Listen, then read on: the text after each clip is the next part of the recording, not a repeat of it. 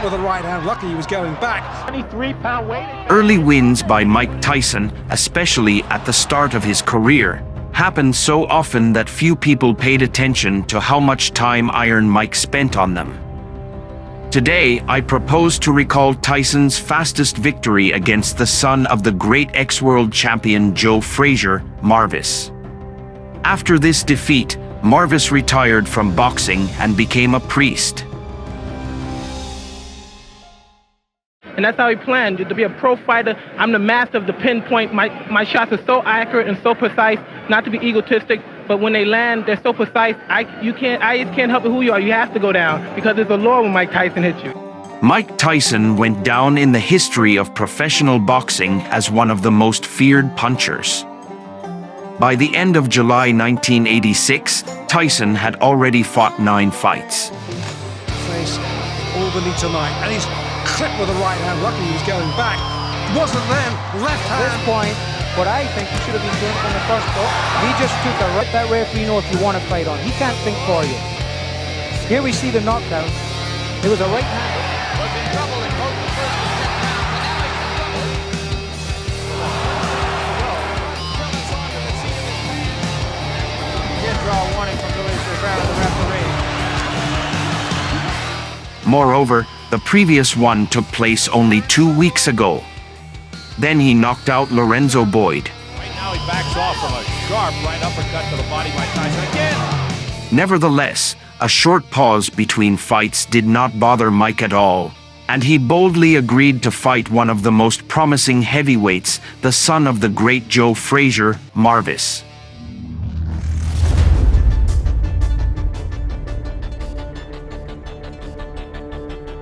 Marvis, by the time of the fight with Tyson, could boast of a record of 16-1. At the same time, he had 6 victories in a row, including over James Tillis, Some of the spark and a great deal of the advantage he built up.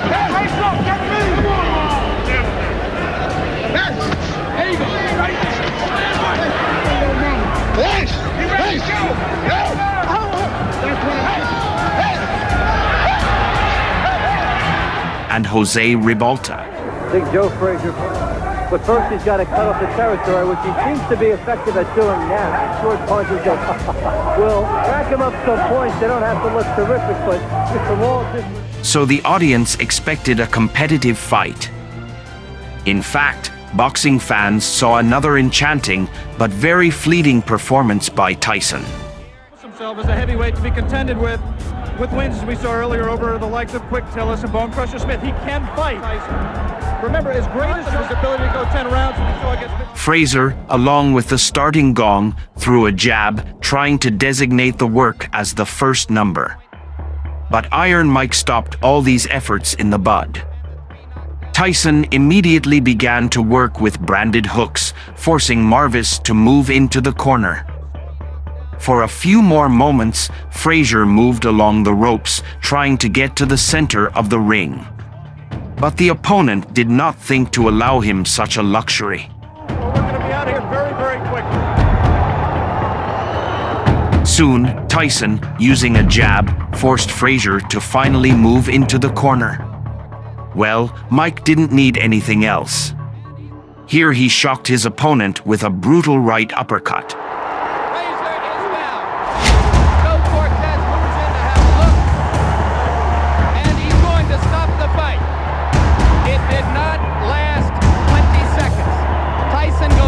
Take a look at Marvis Frazier, obviously concerned. A terrific uppercut. The same punch with which Tyson knocked out Jesse Ferguson the first time you saw him here on ABC Sports. What's the uppercut? The referee jumped to Frazier already when he was on his knees in a semi-conscious state. The judge quickly realized that it was pointless to count the knockdown and began desperately pulling the mouthguard out of Marvis's mouth. He comes out smoking like Marvis's father, Joe. Marvis must move or we're going to be out of here very, very quickly. Uppercut and Marvis is hurt. Tyson, it seemed, at first ran to find out if everything was in order with the defeated opponent. But almost immediately he was struck by a wave of emotions.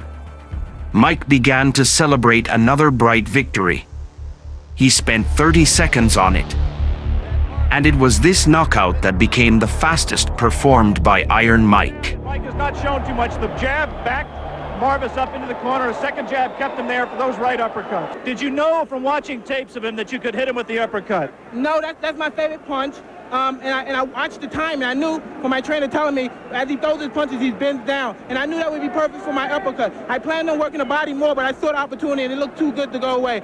In your mind, if your managers, Jim Jacobs and Bill Caton, and your trainer, Kevin Rooney, came to you and said, Mike, we think you're ready for a title shot tomorrow, would you agree with them at this point? Most definitely. Anytime if my manager and my trainer feel that I'm confident and they're willing to put me in a title and they're sure I could beat the champion, I'm sure I could beat them also. After spending 2 more fights after meeting with Marvis, Mike entered the title fight and became the world champion. Nothing offensively. He crashes down. As for Frazier, that misfire, according to many experts, became truly humiliating for the son of Joe Frazier and broke him psychologically. After the defeat, Marvis had 3 more fights with Frank Journeyman and Middle Peasants. 3 nondescript victories did not return Frazier Jr. to his former fire and desire. As a result, in 1988, at the age of 28, he left the sport.